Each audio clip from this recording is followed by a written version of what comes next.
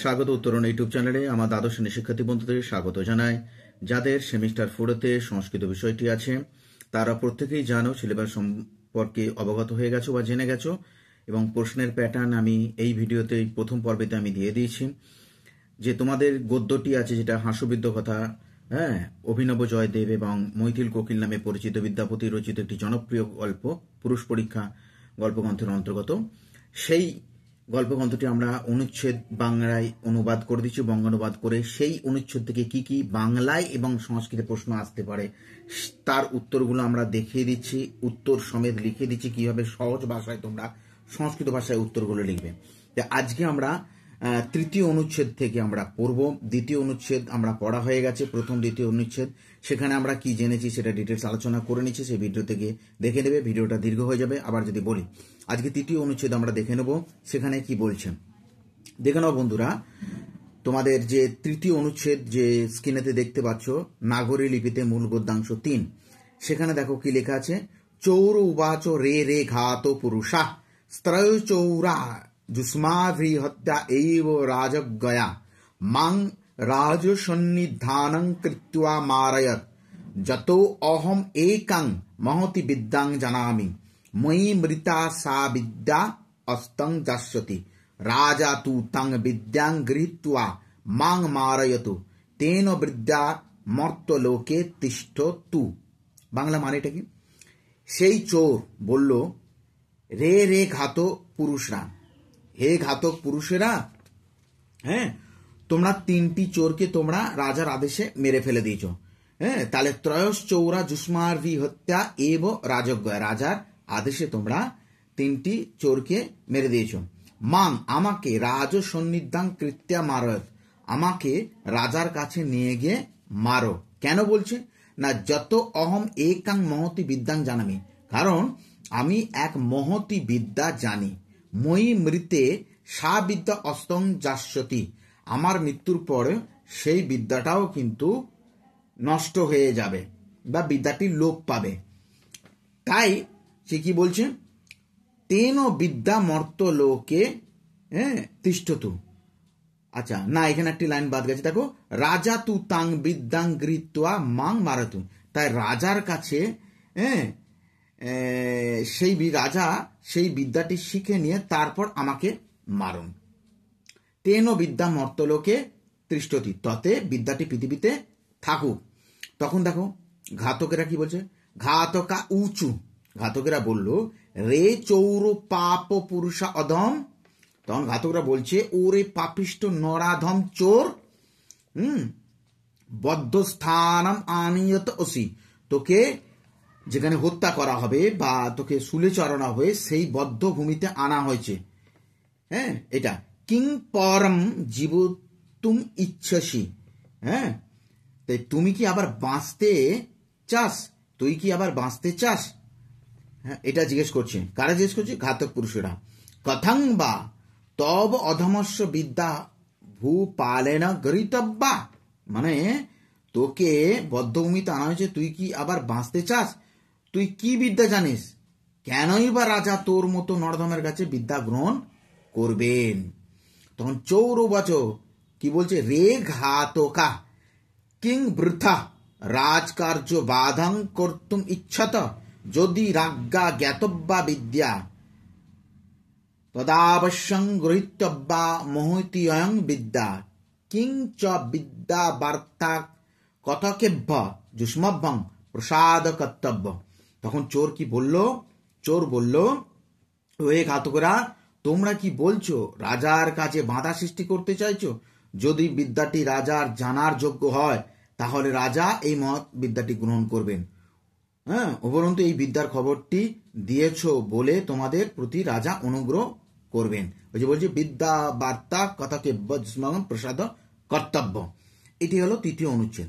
এখানে এই যে আবার দেখো স্ক্রিনেতে আমরা চতুর্থ দেবনাগরী লিপিতে দেখো মূল গদ্যাংশ 4, অনুচ্ছেদ 4-তে আমরা চলে এলাম। কি বলছে, ততস্তস্য চৌরস্য বচনৈ স্বামী কার্যানুরোধেন সা বার্তাত্বৈ রাজ্ঞে নিবেদিতা রাজা চ কৌতুকম চৌরম আহুয় পপৃচ্ছ।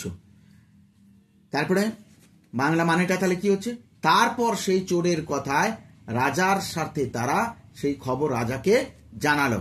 তত তস্য চৌরস্য বচনে, মানে তারপর তারা সেই চোরের কথা শুনে স্বামী কার্য রোধেন সব বার্তা তৈ রাজ্ঞে নিবেদন, রাজার কাছে তারা নিবেদন করলো। রাজা চষ কৌতুকম চোর মাহর প্রপঞ্চ, রাজা কৌতূহলের সঙ্গে চোরটিকে ডেকে জিজ্ঞাসা করলেন। কি জিজ্ঞাসা করলেন? রাজা বলেন, রে চৌর, হে চোর, কাং বিদ্যাং জানাচ্ছি, তুই কি বিদ্যা জানিস? চৌর উবাচ, দেবা সুবর্ণ কিসিং জানামি, আমি সুবর্ণ কৃষি বা সোনার চাষ জানি। রাজা উবাচ, কা পরিপাটি, কি পদ্ধতি? পরিপাটি শব্দের অর্থ হচ্ছে পদ্ধতি। আচ্ছা, রাজা উবাচ এটা সন্ধি বিচ্ছেদ করলে কি হয়? রাজা যুক্ত উবাচ, অকার আকারের পরে হর্ষ বা দীর্ঘ থাকলে সেটা উকারে পরিণত হয়ে যায়। ঠিক আছে? চৌর উবাচ দেব সর্ষপ পরিমাণানি সুবর্ণ বীজানি কৃত্বা ভূমি উপান্তে, এটাকে সন্ধি বিচ্ছেদ করলে কি হয়? ভূমৌ যুক্ত উপান্তে। ঠিক আছে? এগুলো সন্ধি বিচ্ছেদ গুলো একটু মনে রাখবে, হ্যাঁ, তাহলে এগুলো পারবে। তাহলে ভূমৌ যুক্ত উপান্তে। তারপরে কি আছে? মাস মাত্রেনা সর্ষপ সদৃশ্য এব কন্দল্য ভবন্তি দেব প্রত্যক্ষং পশ্যুত। তখন চোর বললেন যে, কি বলল? যে সে প্রমাণ সোনার বীজ তৈরি করে মাটিতে বপন করতে হয়, 1 মাসের মধ্যে সর্ষের মতো অঙ্কুর হয়, মহারাজ নিজের চোখে দেখুন। এই পর্যন্ত কথাটা বলল। তাহলে তারপরে আমরা চলে যাচ্ছি 5ম অনুচ্ছেদে, সেটা দেখো কি বলা হচ্ছে।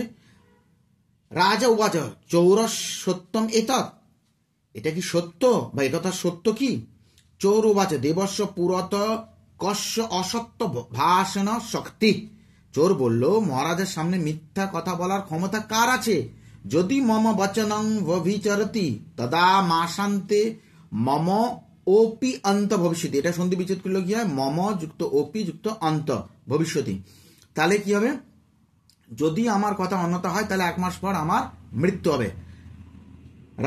রাজা বলল ভদ্রম বপ সুবর্ণম, বললো ভালো কথা, সোনা বপন করো।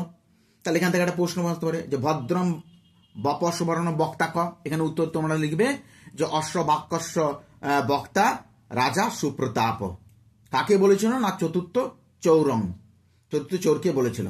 ততশ্চৌর সুবর্ণং দাহয়িতা সর্ষব মাত্রানি বীজানি কৃত্বা রাজান্ত পুর কিরা সরস্তটে পরম নিগূঢ়স্থানে ভূপরিষ্কারং কৃত্বা বভাস দেব ক্ষেত্র বীজ সম্পন্নে বপ্তা কশ্চিৎ দিয়তাম রাজ উবাচ তমেব কিং ন বপসি।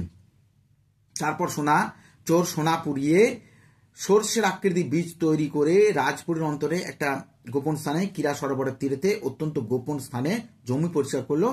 তারপর বলল, মহারাজ জমি ও বীজ প্রস্তুত হয়েছে, কেন একজন বপনকারী দিন, বপ্তা কশ্চিৎ দিয়তাম, একজন বপনকারী দিন। রাজবাচ, তখন রাজা কি বলছে? তমেব কিং ন বপসি, তুমি বপন করছো না কেন? তাহলে এখান থেকে পড়লাম। তাহলে আমরা আজকে 3য় অনুচ্ছেদ, 4র্থ অনুচ্ছেদ, 5ম অনুচ্ছেদ পড়লাম। এখান থেকে এবার বন্ধুরা কি কি দেবনাগরী ভাষায় প্রশ্ন আসতে পারে আমরা দেখে নেব। বন্ধুরা দেখে নাও, আমরা এর আগের ভিডিওগুলোতে আমরা 10টা প্রশ্ন সাজেশন দিয়েছি, নিশ্চিত পরীক্ষা কমন পাবে, বিশ্বাস রাখো, অবশ্যই কমন পাবে। এগুলো খাতায় অবশ্যই টুকে নিয়ে একটু বাড়িতে অভ্যাস করো, অনুশীলন করো, নিশ্চিত কমন পাবে বন্ধুরা, বিশ্বাস রাখো। স্ত্রয় চৌরা যুষ্মাবি হতা এব রাজজ্ঞয়া বক্তা, এই কথাটা তো চতুর্থ চোর বলেছিল। তাহলে অশ্ব বাক্যস্য বক্তা চতুর্থ চোর, এই জায়গাটা তোমরা উত্তরটা কিভাবে লিখতে পারো? বক্তা চতুর্থ চোর, এইটুকু লিখলেও উত্তর পাবে। ক চ হতা, কে চ হতা, উত্তরটা হবে ত্রয় চৌরা রাজ্ঞ আজ্ঞয়া হতা আসন। বুঝছে না? আসনে একটা দন্তনে হসন্ত পড়বে। বন্ধুরা এবার আমরা দেখো দেবনাগরী ভাষায় যে উত্তরগুলো তোমাদের লিখতে হবে কিভাবে এবং কি কি প্রশ্ন আসতে পারে তার সাজেশনটা আমরা দিয়ে দিচ্ছি আজকে এই ভিডিও থেকে। যে 5টা আমরা 3টে যে অনুচ্ছেদ পড়লাম সেখান থেকে কি কি প্রশ্নগুলো আসতে পারে দেখো। 12 ত্রয় চৌরা যুষ্মাবি হতা এব রাজা গয়া, হ্যাঁ, বক্তা ক চ হতা, এই উত্তরী বক্তাটা তোমরা প্রত্যেকে জানো। এইভাবে সরল বাক্যে লিখবে তোমরা। বক্তা কয়ের জায়গায় তোমরা উত্তরটা কে বলেছিল? না চতুর্থ চোর। তাহলে বক্তা চতুর্থ চোর, অশ্ব বাক্যস্য, এই বাক্যটির বক্তা হলো চতুর্থ চোর। কে চ হতা, কে দ্বারা করেছিল না ত্রয় চৌরা রাজ্ঞ আজ্ঞয়া হতা আসন। এই জায়গাটা বন্ধুরা একটা আসনেতে বিসর্গ পড়বে, হসন্ত পড়বে আসুন। ঠিক আছে, তারপর আমরা 13 নম্বর প্রশ্ন চলে যাই। রে চৌর কা বিদ্যাং জানামি। হে চোর, তুই কি বিদ্যা জানিস? বক্তা কে বলেছিল? হ্যাঁ, কি বিদ্যা জানিস? Chore Kim উত্তরং দত্তমান। এর উত্তরে চোর কি বলেছিল? বক্তা রাজা সুপ্রতাপ। হ্যাঁ, বক্তা রাজা সুপ্রতাপ। সুন্দরভাবে দেখো, সহজ সরল ভাষা লেখানো হচ্ছে।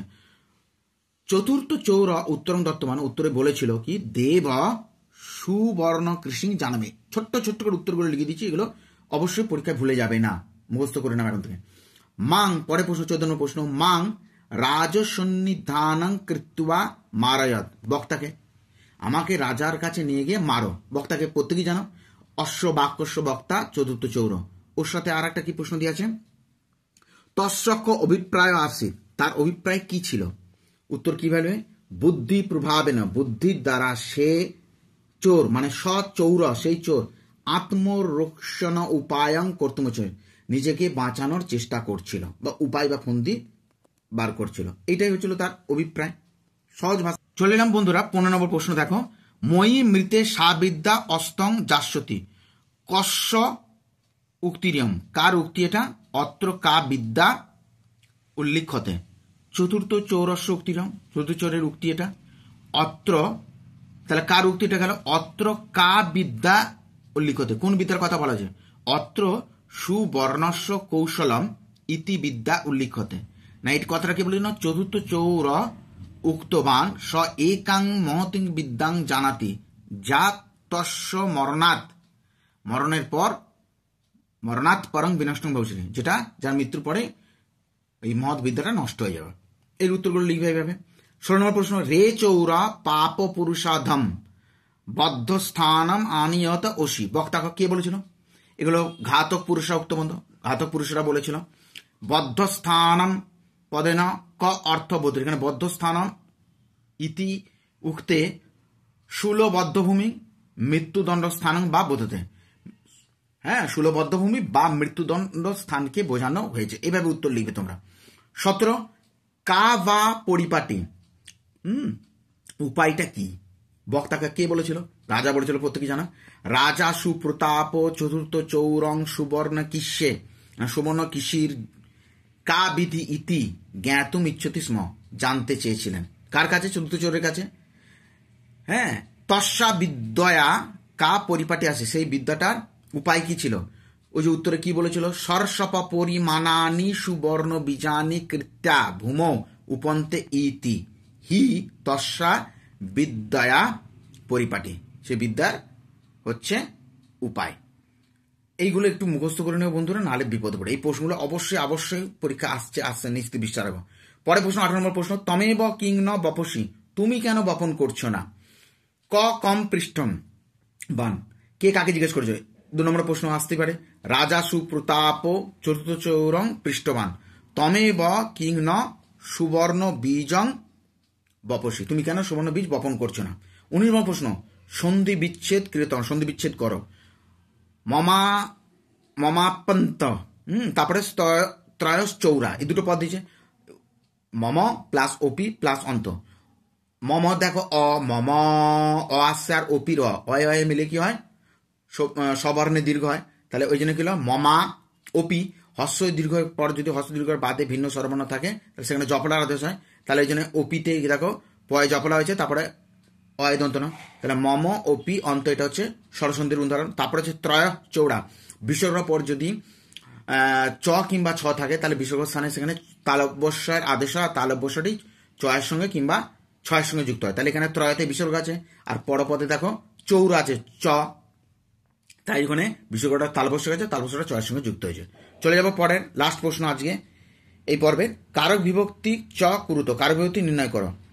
রাজগয়া ঘাতক পুরুষে, রাজগয়া মানে রাজার আদেশে, তাহলে রাজগয়া হবে হেত্যর্থে তৃতীয় বিভক্তি, আর ঘাতক পুরুষের দ্বারা, তাহলে অনুক্ত কর্তায় তৃতীয় বিভক্তি হয়েছে। এইগুলো তাহলে সুন্দর করে বাড়িতে লিখে বন্ধুরা প্র্যাকটিস করো, নিশ্চিত কমন পাবে বন্ধুরা, বিশ্বাস রাখো। এর আগের আমরা সেমিস্টার 3-তে সাজেশন দিয়েছি, তোমরা প্রত্যেকেই উত্তরে জানিছো, প্রচুর কমন এসেছে, এবারও কমন আসবে নিশ্চিত। নিজেদের প্রতি ভরসা রাখো, বাড়িতে সুন্দর করে লিখে প্র্যাকটিস করো। ভালো থেকো, সুস্থ থেকো, ধন্যবাদ।